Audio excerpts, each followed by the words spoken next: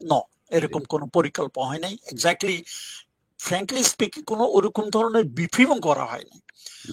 সময় আমাদের কাছে ছিল না, we ran out of time, কারণ 1 ঘন্টা 2 ঘন্টা আমরা অলরেডি নষ্ট করেছি 16 বেঙ্গলের অপেক্ষায়। 16 বেঙ্গল আসে নাই, অতএব আমাদের কাছে সময় ছিল না। ছোট্ট একটা বক্তৃতা ফারুক দিয়েছে তার লান্সারের ওখানে, অতটুকু, অত ডিটেল বলে নাই। সে বলছে তোমাদের কমান্ডাররা তোমাদেরকে ডিটেল বলবে, আমি অত ডিটেলে যেতে চাই না। মুজিবের ভাগ্য কি হবে এই নিয়েও একটু কিছু হয়তো আলাপ আলোচনা হয়েছে। আরেকটা জিনিস হলো কি, আমি পূর্ব আলোচনায় আমি ছিলাম না, অথবা আমি ডিটেল জানি না মুজিবের ভাগ্য নিয়ে কি হবে, আমি অত জানি না। তো রশিদ কিছুদিন আগে জিল্লুর রহমানের কাছে তার একটা ইন্টারভিউ দিছে। এই ইন্টারভিউটা কিন্তু 15-20 বছর আগে রেকর্ড করা, এটা রিসেন্টলি রিলিজ হয়েছে। রশিদের কথা মতে যে মুজিবকে ওখানে মুজিবের বাসায় মারার কোনো প্ল্যান ছিল না, বা অন্য লোককে মারার কোনো প্ল্যান ছিল না। প্ল্যান ছিল মুজিবকে ওখান থেকে অ্যারেস্ট করে নিয়ে এসে তারপরে সরওয়ার্দী উদ্যানে তখন আমাদের মিলিটারি ক্যাম্প ছিল, ওখানে একটা সামারি কোর্ট মার্শাল করে আলটিমেটলি মুজিবকে যেতে হতো ওখানে করে হরে তাকে, মানে সামারি কোর্ট মার্শাল করে তাকে এক্সিকিউটিং করে, what ever it is, that was the plan, বাসায় নয়। এটা হলো রশিদের কথা। এবং রশিদের কথা হলো রশিদ ফারুক কিন্তু অরিজিনাল প্ল্যানার, তারা ডিটেল জানে। অতএব রশিদ যদি এটা বলে থাকে এটা সত্য হতে পারে।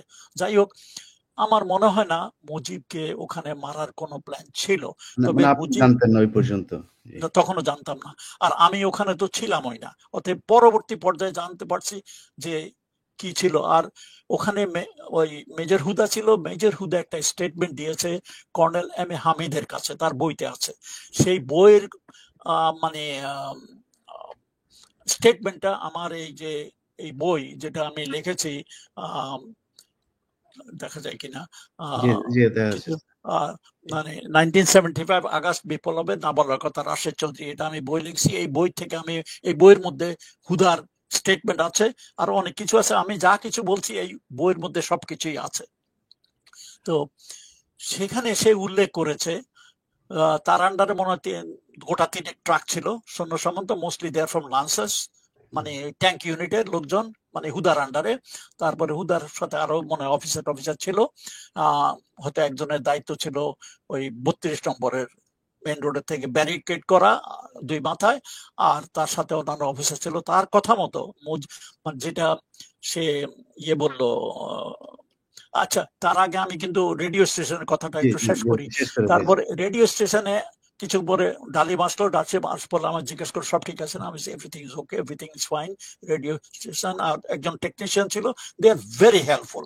তারা আমাদেরকে সাহায্য করতেছে, কোথায় কি করতে, মানে সুইচ মুইচ কোথায় কি করতে হবে বলছে। তো প্রথমেই ডালিম হ্যান্ডসেটটা নিয়ে একেবারে দাঁড়ানো অবস্থাতেই উত্তেজিত ভাবে বলা শুরু করলো যে দেশে একটা বিপ্লব হয়েছে, army has taken over the control. Sheikh Mujib, আমার মনে হয় শেখ মুজিবকে হত্যা করেছে, এটাও সে ব্যবহার করেছে। আর দেশে কারফিউ মার্শাল ল, লোকজনকে বলছে আপনারা আমাদের সাথে থাকুন, সহযোগিতা করুন, কেউ ঘর থেকে বাইর হবেন না। তো প্রথম এসব কথাটা একটু খাপছাড়া ছিল। তখন আমি বললাম যে স্যার, আমার মনে হয় এরকম ভাবে না বলে let's write it down, recorded, দেখে পড়ুন। তখন অনেকে বলে ঠিক আছে তুমি একটু তাড়াতাড়ি লিখে দাও। তো আমি তখন একটা কাগজ কলম নিয়ে ওই যতটুকু পারলাম, এই একটা প্যারা, বেশি বড় না, এটা লিখে দিলাম যেটা যা হয়েছে ঘটনা। তবে হত্যা শব্দটা আমি মনে হয় ব্যবহার করি নাই। তো ডালিম মনে হয় ওটা নিজের থেকে পরে বলেছে। আর যেসব সেই মানে ডালিমের স্টেটমেন্টই পরে রেকর্ড করা হয়, এবং রেকর্ডটাই বারবার চলতে থাকে। মিনওয়াইল সরকার কবিরউদ্দিনকে সবাই চিনে, সরকার কবিরউদ্দিন আসলো, ওই তার ডিউটি ছিল, সে আসলো তাড়াতাড়ি, তাকে এনে আমরা ওখানে বসে কমেন্ট্রি দেওয়ালাম। আর কি ডালিমের বক্তৃতার মাঝে মাঝে সে নিজের থেকে কমেন্ট্রি দিল, কারণ সরকার কবিরউদ্দিনের গলা সবাই চিনে। অতএব এই যে অ্যানাউন্সমেন্টটা যাচ্ছে এটা অথেন্টিক, এটাই বোঝানোর জন্য যে কারণ ডালিমকে লোকে চিনে না, রাশেদকে লোকে চেনে না, আমরা কি বলছি লোকে চিনে না, কিন্তু সরকার কবিরউদ্দিনকে লোকে চিনে, তার বক্তব্য লোকে জানে। এই জন্যই তাকে দিয়ে কমেন্ট্রি দিয়ে আমরা করতে এরকম। এটা চলতে লাগলো, মানে ঘন্টাখানিক চলার পরে যখন খন্দকার মোশতাক আসলো, আসার পরে Khondaker Mostaq stopped it. But by that time everybody is known. এটা হলো মানে রেডিও স্টেশনের কাহিনী। আটটা সাড়ে আটটার দিকে মনে হয় রশিদ খন্দকার মোস্তাককে নিয়ে আসলো। খন্দকার মোস্তাক সাদা পোশাকে, মানে প্রিন্স কোট পরে সাদা টুপি পরে আসলো। খন্দকার মানে ইয়ে রশিদ তো বেশ লম্বা চড়া, 6 ফুটের উপরে লম্বা, আর খন্দকার মোস্তাক একটু ছোট, মানে তার অর্ধেক। যাই হোক নিয়ে আসছে। তো মানে ডালিমা বা আমরা দুজনে মিলে তাড়াতাড়ি একটা গার্ড অব অনারের বন্দোবস্ত করলাম। আমাদের কাছে যা সৈন্য সামন্ত হাতের কাছে ছিল তা দিয়ে ওই রেডিও স্টেশনের সামনের চত্বরে, ছোট চত্বরে একটা গার্ড অব অনার দেওয়ার বন্দোবস্ত করলাম। After all he is the new president. তারপরে দিলাম, উনি মানে সবাই হাত মিলালেন এবং বাংলায় ওখানে বললেন যে তোমরা মানে বিরাট একটা করেছো, তো দেশের সূর্য সন্তান, স্থাপন করেছো। মানে সঙ্গে একটা মুখ দিয়ে উনি ভিতরে একটা রুমে ওনার জন্য তৈরি করা হলো, ওখানে চলে গেল। তারপরে থেকেই রেডিও স্টেশনটাই কিন্তু বাংলাদেশের নতুন সরকারের হেডকোয়ার্টার। ওখানে সবাই আসলো, ওখানে সবকিছু হলো। এখন মুজিবের বাসভবনে কি হলো, কারণ আমি ওখানে ছিলাম, আমি ছিলাম না, আমি অন্য জায়গায় ছিলাম না, এসব সব আমার পরবর্তী পর্যায়ে সব কালেক্টেড কাহিনী। সেটা হলো ওই বদলুল হুদার স্টেটমেন্ট সে দিয়েছে আমার এই বইতে, সেটা আছে স্টেটমেন্টটা। সেই স্টেটমেন্ট মধ্যে সে বলেছে যে সে সৈন্য সামন্ত নিয়ে তখনও ভোর হবে হবে সে প্রথমে বাড়ির কাছে আসে নাই, দূরে রেখে সে ওদেরকে থাকতে বললে, বিকজ হিজ ফার্স্ট ডিউটি ওয়াজ সামনে যে গার্ড রেজিমেন্ট আছে মুজিবের, সেই গার্ড রেজিমেন্ট লোকজন কিন্তু তারই প্রাক্তন ইউনিটের, ফার্স্ট বেঙ্গল আর্টিলারি থেকে আসছে, কুমিল্লার থেকে। তখনকার দিনে নিয়ম ছিল মিলিটারির এক এক ইউনিট এক এক মাসে এই গার্ড ডিউটি করবে। সেটা মুজিবের বাসা, বঙ্গভবন আর বিভিন্ন বিভিন্ন ইম্পর্টেন্ট জায়গাগুলোতে থাকে। তখন ওই মুজিবের বাসার দায়িত্ব ছিল ফার্স্ট ফিল্ড আর্টিলারির রেসপন্সিবিলিটি। এই আর্টিলারির কমান্ডার ডালিম ছিল এককালে, আগে পাশা ছিল তারপর ডালিম, আর ওই ইউনিটের অ্যাডজুটেন্ট ছিল বজলুল হুদা। এরা সবাই কিন্তু খুব পপুলার অফিসার, সবাই তাদের মানে ইউনিটের সবাই তাদেরকে চেনে। তো ওদেরকে দূরে থামাইয়া তখন হুদা ওই গার্ড রেজিমেন্টের কাছে ওখানে গেল। তখন তারা রেডি হচ্ছিল রেভেলি করতে। রেভেলি মানে সকালে ফ্ল্যাগ হোয়েস্টিং অনুষ্ঠান হয়, ওতে বিগল বাজায় ওটা কয় ফ্ল্যাগ, ওই রেডি হইতেছিল প্লাটুন খানিক লোকজন। তো হুদা আস্তে আস্তে ওখানে গিয়ে ওদেরকে, এগুলো আমি সব বলতেছি হুদার কাহিনীর থেকে, যে স্টেটমেন্ট সে দিয়েছে আমার বইতে আছে। সে বলেছে সে ওখানে যায়, ও হুদা সুবেদারের সাথে কথা বললো, ওরা সবাই হুদাকে চিনেই তাকে বললো। তখন হুদা বললো যে আর্মি হ্যাজ টেকেন ওভার, এখন আমরা এখানে আসছি, Mujib is no more in power, মুজিবকে অ্যারেস্ট করতে আসছি, এবং আপনারা আমাদের সাথে আছেন কিনা। এক বাক্যে সবাই বললো স্যার আমরা আছি আপনাদের সাথে। তো হুদাকে বললো যে ঠিক আছে আপনারা রেডি থাকুন, কিন্তু কেউ যেন মানে এখনো 32 নম্বর ঘরের ভিতরে কেউ যেন না ঢুকতে পারে, এটা আমরা দেখে লাগবে। কিন্তু এই হুদা বলছে আমি একটু আমার সৈন্য সামন্ত নিয়ে আসি এবং এলএমজি বিভিন্ন জায়গাতে আমি বসাবো, সেগুলো ঠিক করে আসি। মিনওয়াইল ওই লান্সারের লোকজন আয়সা তারা ভিতরে ঘরের ভিতরে ঢোকার জন্য মানে ইয়ে করতেছে। আর একটু বছরে দোতলা থেকে নিচে এসে কমোশন শুনে উপরের থেকে শেখ কামাল, শেখ মুজিবের বড় ছেলে, তখন ক্যাপ্টেন কামাল, কিন্তু সে তার স্টেন গান না কেড়ে উপর থেকে গোলা ছুটতে ছুটতে নিচে দোতলা থেকে নিচে আসছে। আর আরো বলা হয়েছে উপরে দোতলা থেকে সুলতানা শেখ কামালের ওয়াইফ, সেও একটা মানে অটোমেটিক রাইফেল দিয়ে দোতলা থেকে নিচে যে জমাত হয়েছে তারা বুঝতে পারছে তারা কেউ অ্যাটাক করতে আসছে, মানে 32 নম্বরে মুজিবের বাসী, ওখান থেকে গোলাগুলি করছে।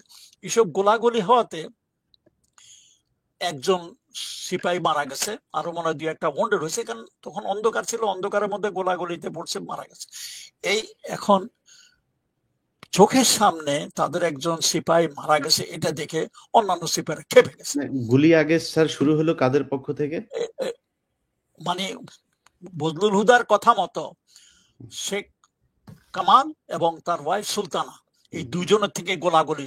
শেখ কামাল সিঁড়ি বেয়ে নিচে আসতেছিল, গোলাগুলি চিল্লাইতে চিল্লাইতে, মিলিটারি পুলিশ ভাই ভাই আমাদের অ্যাটাক হয়েছে আপনারা আমার সাথে আসেন, সে গোলাগুলি করতে করতে নিচে নামে আসছে। আর উপরে দোতলা থেকে সুলতানা কামাল ওই নিচে সৈন্যদেরকে গুলি করছে, ওখান থেকে শুরু হয়েছে প্রথম।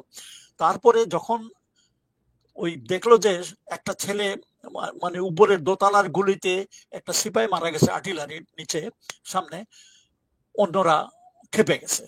তখন একজন নাকি বলে উঠলো, শালার গুষ্টি শুদ্ধ শেষ করে দেয়।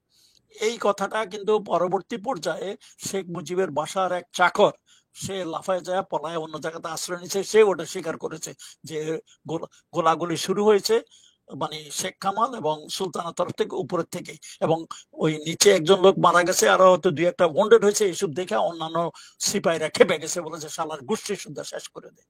এবং ওই পর্যায়ে ওই আমাট করলো, করে এসে ঘর মানে গেট ভেঙে ঢুকে গেছে। তো মিনওয়াইল হুদাও আসছে। এটা কিন্তু হুদা তখন অবস্থায় ওখানে ছিল না। তারা বলছে যে ঘরের ভিতরে না যেতে, কিন্তু তার কথা না শুনে সবাই এসব গোলাগুলি দেখে তারাও ভিতরে ঢুকে গেছে। তারপরে এই পর্যায়ে কিন্তু গোলাগুলি একটু বন্ধ হয়েছে। তারপরে হুদা আয়সা তার লোকজন নিয়ে আবার ভিতরে ঢুকলো। By that time I think Sheikh Kamal is dead. Sheikh কামালের সাথে হয়তো ইয়ে ছিল, শেখ নাসিরও ছিল সেদিন বাসায়, আরো কিছু পুলিশ দিয়ে একজন ওখানে হয়তো মারা পড়তে পারে। আর হুদা তার কিছু সৈন্য সামন্ত নিয়ে উপরে গেছে। His duty was according to him to bring Sheikh Mujib down. এবং তার সাথে তার কথা মতো মেজর মহিউদ্দিনও ছিল। তারা উপরে, আর মিনওয়াইল শেখ মুজিবও তার ঘরের থেকে বাইরে আসলে হুদা, মহিউদ্দিন ওরা শেখ মুজিবকে নিচে নামায় আসতেছিলেন, সিঁড়ি বয়ে নিচের দিকে আসতেছিলেন। যে মুহূর্তে তারা সিঁড়ি বয়ে নিচে আসতেছিলেন, অমন সময় উপরে থেকে নাকি আবার গুলি গালা শুরু করছে। এই সময় শেখ জামাল, সে ওই রুমে, শেখ জামাল এবং সুলতানার ও দুজনেই এলো পাতাড়ি গুলি গালা শুরু করছে। এক গুলিতে এই মুজিবের পিছনে ছিল একটা সিপাহী পড়ে গেছে, মানে বন্ডেড।